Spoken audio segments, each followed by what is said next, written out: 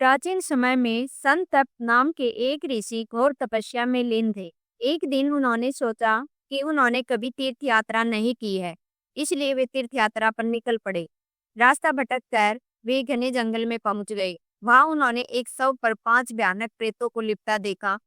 वे ऋषि को मारने दौड़े, लेकिन भगवान विष्णु ने उनकी रक्षा के लिए मणिभद्र यक्ष को भेजा, जिसने उन प्रेतों को बांध लिया। ऋषि की तपस्या और दया से प्रेतों की स्मृति जागी और उन्होंने अपने पूर्व जन्म के पाप बताए। पहला प्रेत जो परयुषी था, जिसने श्राद्ध के समय वृद्ध ब्राह्मण को झूठा भोजन दिया था। दूसरा प्रेत सूचीमुखी था, जो डाकू और माँ बेटे की हत्या कर चुका था। तीसरा शीघ्र व्यापारी था, जिसने अपने मित्र को जल मार्ग में डुबोकर धन हड़प लिया।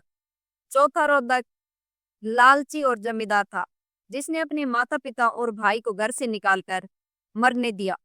पांचवा लेखक मंदिर का पुजारी था, जिसने भगवान की मूर्ति के आभूषण चुराकर राजा की हत्या कर दी थी।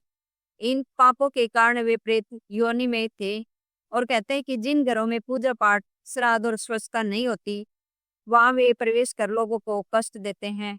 ऋषि संतप ने करुणा दिखाई और भगवान श्री कृष्ण से उनकी मुक्ति की प्रार्थना की।